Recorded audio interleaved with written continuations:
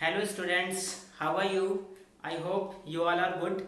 Okay, so today I will discuss about the topic absolute maxima और minima. Alright, आज जो हम लोग डिस्कस करने वाले हैं वो भाई आपका टॉपिक है एब्सोल्यूट मैक्सिमा और मिनिमा। ये भी आपका मैक्सिमा और मिनिमा का ही टॉपिक है। ऑलराइट, यहाँ से हम कुछ चीजें देखेंगे जो आपके आगे फर्दर काम में आने वाली है। एप्लीकेशन ऑफ मैक्सिमा और मिनिमा में जो काम आने वाली है, ठीक ना। कुछ हम लोग प्रैक्टिकल प्रॉब्लम भी यहाँ डिस्कस करेंगे, उसमें हमें काम आने हैं, ठीक ना। चलिए बात करते हैं एब्सोल्यूट मैक्सिमा और एब्सोल्यूट मिनिमा, ये क्या होता है एक्चुअली। ठीक, तो हम डिस्कस करेंगे। लास्ट टाइम आपको बताया गया था, मैंने कर्व की बात की थी या कई सारे कर्व की बात की थी, एक क्या है ना जिसमें लोकल मैक्सिमा और लोकल मिनिमा की बात की गई थी, राइट। और लोकल मैक्सिमा और लोकल मिनिमा में मैंने क्या बताया था, मैंने ये बताया था local maxima and local minima बहुत सारे पॉइंट्स मिल सकते हैं, और ये भी बताया था कि लोकल मैक्सिमा में भी समटाइम्स क्या हो, लोकल मिनिमा से स्मॉलर हो, है ना। समटाइम्स लोकल मैक्सिमा भी क्या हो सकता है, लोकल मिनिमा से स्मॉलर। देखिए लोकल मैक्सिमा और मिनिमा की अगर बात की जाए तो हमने ये ग्राफ बना दिया, ठीक है, ऐसे देखिए भाई, ऐसे एक ग्राफ बना दिया। ऑलराइट, ये आप देख रहे होंगे।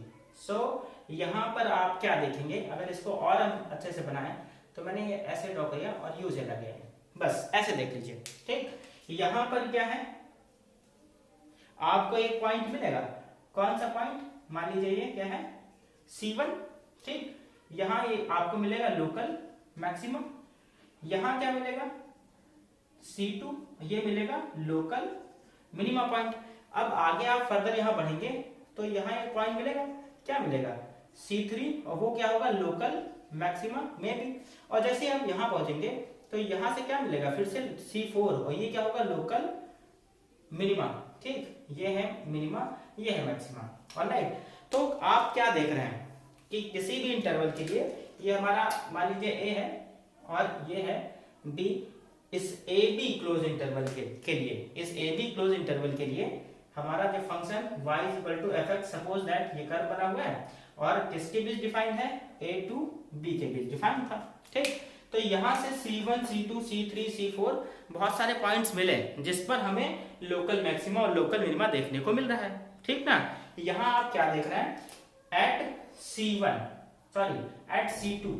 ठीक, एट C2 की बात करिए या एट C1 की बात करिए, यहाँ की बात कर लो। ठीक, ये क्या है लोकल मैक्सिमा है। देन आप इसकी बात करिए एट C4।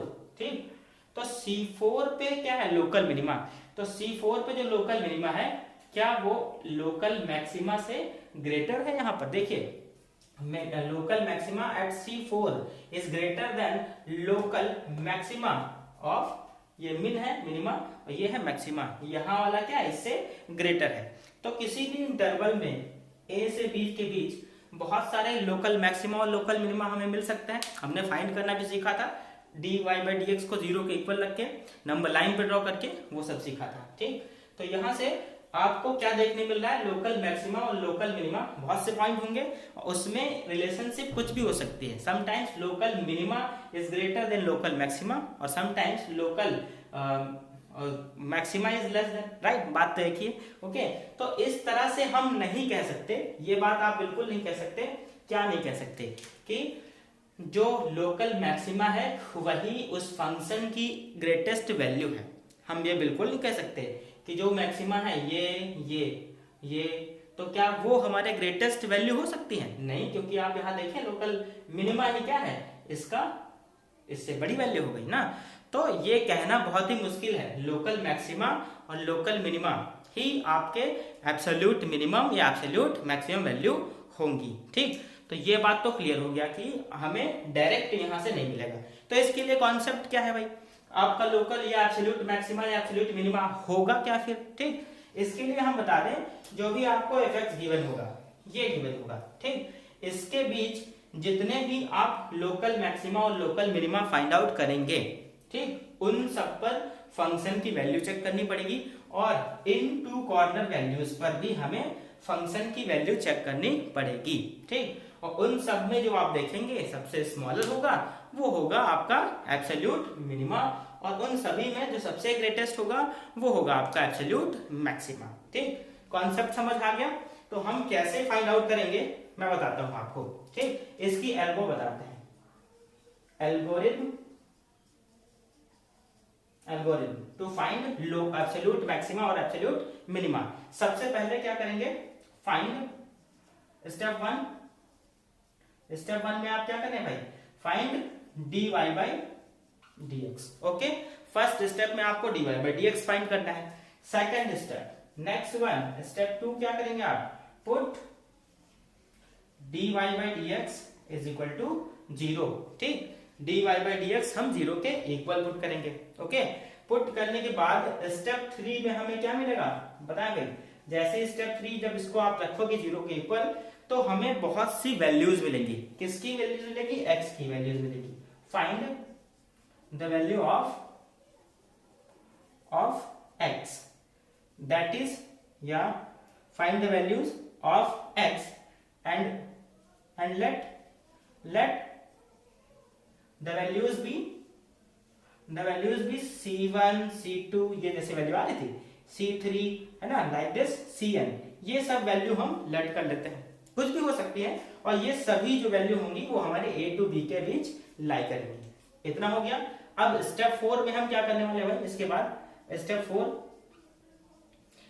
4 के बाद हम करेंगे फाइंड क्या, f a, ठीक, f c1, f c2, f cn and then f b, ये फाइंड कर लेंगे, और यहीं से हमें स्टेप 5 में मिल जाएगा।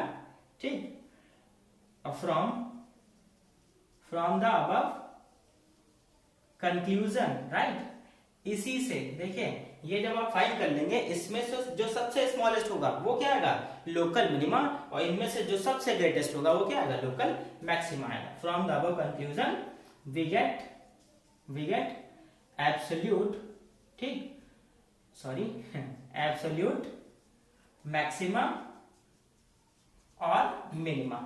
ऑलराइट, ये समझ गए आप। तो ये है इसकी एल्गो फाइंड करने की। आई थिंक समझ आ गया होगा आपको।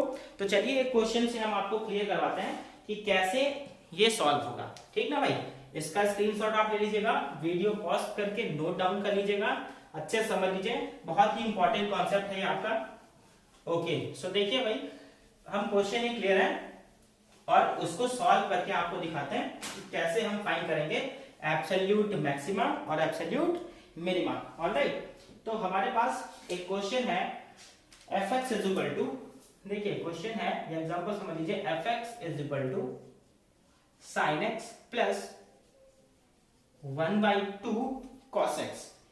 ओके, मैंने ये कंसीडर कर लिया, 1/2 cos 2x मैंने ये कंसीडर कर लिया, और यहां पर जो x है उसकी डोमेन क्या है, 0 to π/2, आई थिंक इन्होंने ये ले लिया है। ठीक, जहां से x आपका इसके बीच लाई करेगा।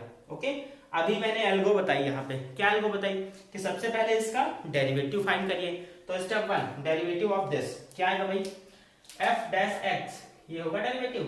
ओके, sin x का डेरिवेटिव सब जानते हैं, cos x plus derivative of 1/2 as it is cos x का डेरिवेटिव माइनस का sin 2x इनटू क्या 2। ऑलराइट, 2 से 2 cancel, f dash x is equal to cos x minus क्या sin 2x, और sin 2x को हम लिख सकते हैं 2 sin x into cos x and take cos x is common, so ये आएगा 1 माइनस 2 sin x। ओके, ये इतना आ गया। अब हमें इसको क्या करना है, 0 के इक्वल पुट कर देना है। ठीक है, put f dash x is equal to 0. So we have cos x into 1 minus 2 sin x, all right, is equal to 0. So therefore एक बार cos x is equal to 0, देखिए cos x is equal to 0, cos x is equal to 0 होगा, और 1 minus 2 sin x is equal to 0 होगा। ठीक, तो जब cos x is equal to 0 तो x की वैल्यू क्या आएगी भाई, क्या π/2 आएगी, therefore x is equal to π/2, हमें इसके बाहर नहीं जाना, इसी के बीच रहना है, इसीलिए x की वैल्यू π/2। क्यों? क्योंकि cos 90 की वैल्यू क्या? 0। ठीक, नेक्स्ट 1 माइनस 2 साइन एक्स, यहाँ इतना है तो साइन एक्स कितना आएगा? Sine x is equal to 1/2। अच्छा, sine x is equal to 1/2, तो साइन में किसकी वैल्यू? 30 डिग्री की, और 30 को हम क्या लिखेंगे? π/6। Therefore x is equal to π/6। ये हो गया क्लियर, इतना आ गया। अब ये हमें यही मिला है, ये क्या है? ये समझ लीजिए आप, हमें C1 मिल गया, इसको समझ लीजिए क्या मिल गया? C2 मिल गया। तो फाइंड क्या करना है? अब फाइंड करना है हमें नाउ FC1, इसकी वैल्यू फाइंड करनी है, FC2 फाइंड करना है, एंड FA फाइंड करना है, FB फाइंड करना है। ये सभी वैल्यूज फाइंड करनी पड़ेगी। ठीक, तो चलिए FA की बात करेंगे अगर आप, therefore FA, A means what? 0, F0, तो F0 कितना आएगा? यहां पुट करना है साइन 0 प्लस 1/2 cos 2 इंटू 0, तो ये cos 0 आएगा। cos 0 की वैल्यू क्या? cos 0 की वैल्यू 1, तो ये हो जाएगा साइन 0 0, यानी कि ये कितना आएगा? 1/2। सिमिलरली FC1 मीन्स π/2, तो क्या आएगा भाई? π/2 पे देखिए साइन π/2, ये कहां पुट हो रहा है? यहां पुट हो रहा है इसमें। ठीक है, x की जगह पुट कर रहे हैं π/2, साइन π/2 प्लस 1/2 cos, देखिए जैसे π/2 रखेंगे तो 2 से 2 कट गया, बचा क्या? cos π, और साइन π/2 की वैल्यू 1 प्लस cos π की वैल्यू कौन बताएगा? cos 0 डिग्री की वैल्यू क्या होती है? cos 0 डिग्री की वैल्यू 1 होगी, तो उसका जस्ट अपोजिट हमारा क्या आ जाएगा? माइनस का 1। ठीक ना, सो ये हो गया -1/2। यहां से सॉल्व करने पे ये भी 1/2 आ गया। ऑलराइट, नेक्स्ट π/3 पे फाइंड कर, सॉरी π/6 पे फाइंड करिए। π/6 पे क्या आएगा? इसमें पुट करेंगे साइन π/6 प्लस 1/2 इंटू कॉस, यहाँ π/6 रखेंगे तो 2 3 जा क्या बचेगा? π/3, और साइन π/6 की वैल्यू कौन बताएगा? साइन π/6 यानी 30 डिग्री मीन्स 1/2 प्लस ये 1/2 एंड cos 30 की वैल्यू अगेन कितनी? ये सॉरी cos 60 है, cos 60 की वैल्यू 1/2, तो ये 1/2 इंटू 1/2 कितना आया? सॉल्व करने पे 2 इधर हो जाएगा, यानी कि 3/4 ये आएगा।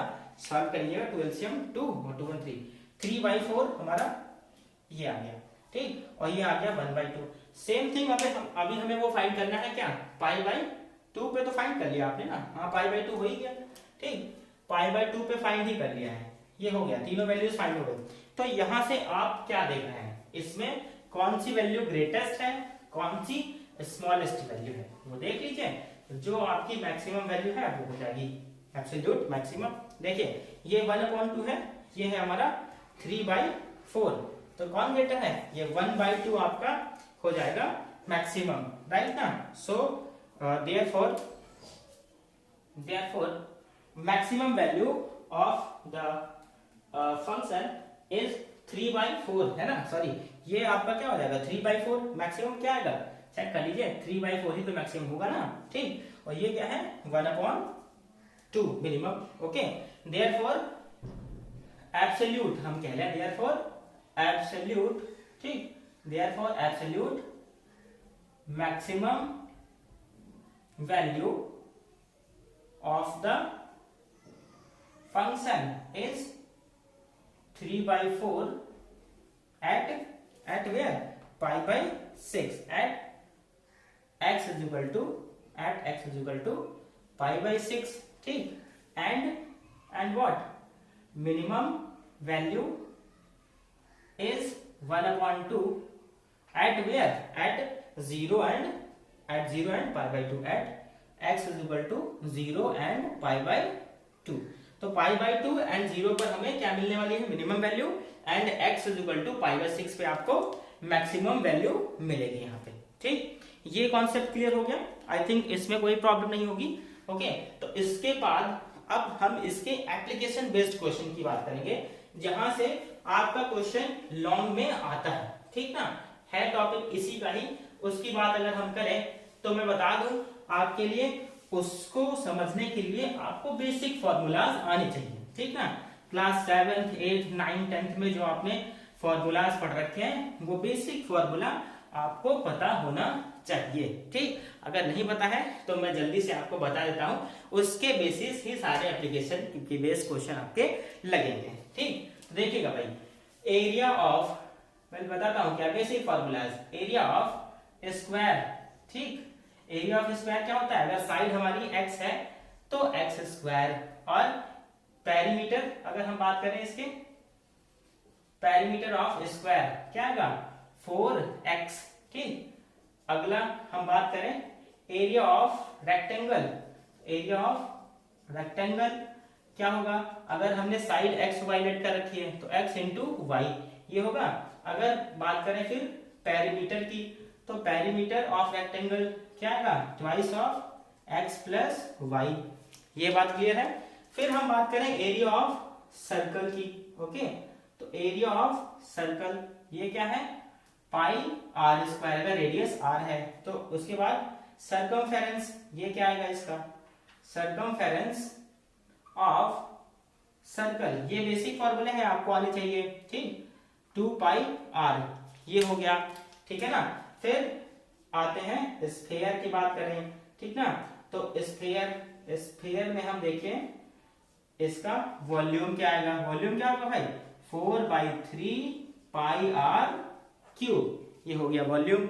और इसका अगर हम एरिया बात करें, कौन सा surface area, total surface area, तो वो क्या 4 पाई आर स्क्वायर, ये हो गया स्फीयर।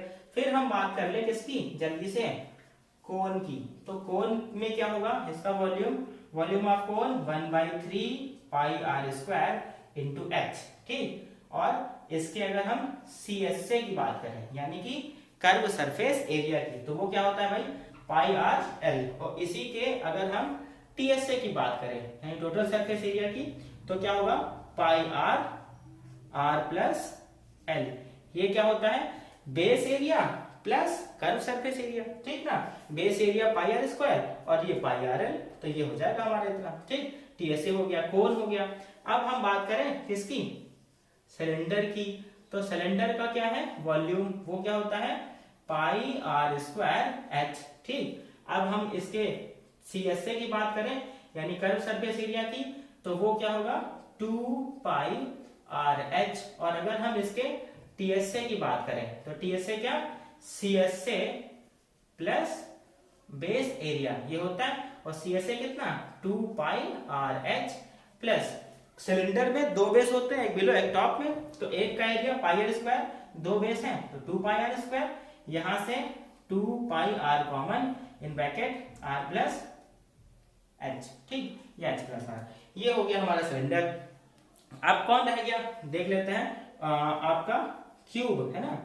क्यूब की बात कर ले तो क्यूब में वॉल्यूम क्या होगा इसका, वॉल्यूम ऑफ क्यूब अगर साइड x है तो x क्यूब, और अगर हम बात करें इसके टोटल सरफेस एरिया की तो 6x स्क्वायर, और अगर CSA की बात करें तो CSA कर्व सरफेस एरिया कितने होते हैं 4 होते हैं, तो ये हो जाएगा 4x स्क्वायर। ठीक, अगर बात करें हम किसकी क्यूबॉइड की, तो क्यूबॉइड में वॉल्यूम क्या x y और z, अगर 3 साइड्स हैं तो, या आप L B H कह लीजिए। ठीक, CSA की बात करेंगे तो कर्व सरफेस एरिया, या TSA की बात करें तो टोटल सरफेस एरिया क्या आएगा 2LB plus BH plus HL।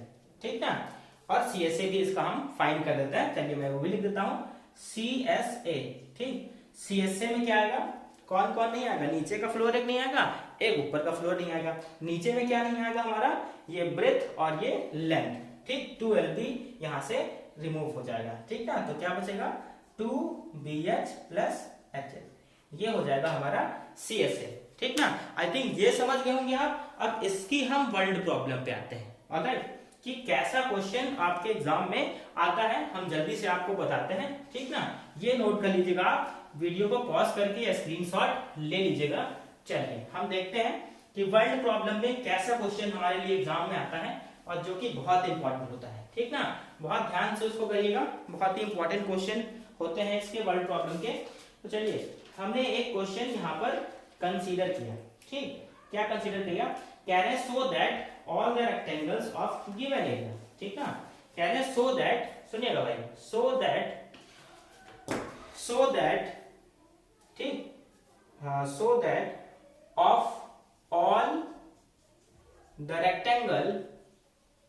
rectangles of given area, the square has the smallest ठीक, स्मॉलेस्ट पेरीमीटर। ओके, ये क्वेश्चन दिया हुआ है आपको, कह रहे हैं so that of all the rectangles of given area the square has the smallest perimeter. Okay, important question है, अब समझिए इसको कैसे करेंगे। देखिए इसमें क्या करना होता है, सबसे पहले पकड़िए उसको जो हमें गिवन है। गिवन क्या डेटा है, देखिए गिवन एरिया ठीक है, क्या ये रेक्टेंगल है, तो हम लेट कर लेते हैं। इसमें इसका सोल्यूशन है, उसमें हम लेट क्या कर ले, let the length is equal to x, let the breadth is equal to y। आपने ये लेट कर लिया ठीक। अब लेट करने के बाद हम इसको सॉल्व करते हैं। कैसे लेट किया, और गिवन क्या है इसका एरिया, गिवन भाई क्या है देखिए area is equal to X और y, ये हो गया। निकालना क्या है इसका पेरीमीटर, तो पेरीमीटर क्या होगा, p is equal to twice of x plus y ठीक। और करना क्या है, square has the smallest perimeter, smallest दिखाना है ठीक। सुनिए एरिया ये था, पेरीमीटर क्या आया है 2x प्लस वाई, यहाँ दो क्वांटिटी है x और y, तो किसी एक को रिड्यूस करना पड़ेगा, जो गिवन होता है उसी से रिड्यूस करेंगे। चलिए हम y की वैल्यू रिड्यूस कर लेते हैं, तो y is equal to a upon x, यहाँ पुट कर दीजिए, तो p is equal to twice of x plus a by x। अब इसको डिफरेंशिएट कर दीजिए with respect to x। Okay, on differentiating p with respect to x, एक variable हो गया है, डिफरेंशिएट कर सकते हैं, तो क्या आएगा dp by dx is equal to 2x का 1 माइनस a बाई x, तो अपॉन x लिखा है ना, x को ऊपर शिफ्ट करेंगे, क्या आएगा पावर -1 और उसका डिफरेंशिएशन -1 x की पावर -2, तो हम सीधा लिखते हैं a अपॉन x स्क्वायर, ये हो गया इतना। अब इसको पुट करेंगे, सॉरी एक बार और डिफरेंशिएट कर लेते हैं ठीक, अगेन डिफरेंशिएटिंग, क्योंकि d2y बाई dx2 हमें निकालना पड़ेगा ना, एक बार और डिफरेंशिएट करने पे d2p बाई dx2, 2 यहाँ रहेगा, ये 0 हो जाएगा, माइनस और ये minus minus plus a upon x cube, यहाँ 2 आ जाएगा ठीक, ये ऐसे हो गया। तो हमें क्या मिल चुका है, मिल चुका है d2p बाई dx2, कितना आया 4a बाई एक्स क्यूब ठीक। एंड इसको हमें रखना पड़ेगा 0 के इक्वल, क्योंकि पॉइंट निकालना है ठीक। पुट क्या dp by dx is equal to 0, so ये कितना है twice of 1 minus a by X square, जैसे रखा 0 के इक्वल, ये 0 में चला गया एक्स स्क्वायर इधर, तो a is equal to x square ठीक है ना, a is equal to x square आ गया, a is equal to x square मतलब ये एक स्क्वायर का एरिया आया होगा। ओके, अब इसकी वैल्यू अगर हम जैसे ही यहां पुट करेंगे, कहां पर देखिए, putting the value of a in equation 1 ठीक, putting the value of a in equation 1 we have d2p by dx2 is equal to 4, और x की जगह a की जगह हमें रखना है x square upon x cube, ये कैंसिल हो गया, क्या बचेगा 4 बाई एक्स। अच्छा ये जो आया है d2p बाई dx2, क्या ये 0 से ग्रेटर है, मींस पॉजिटिव है, यस।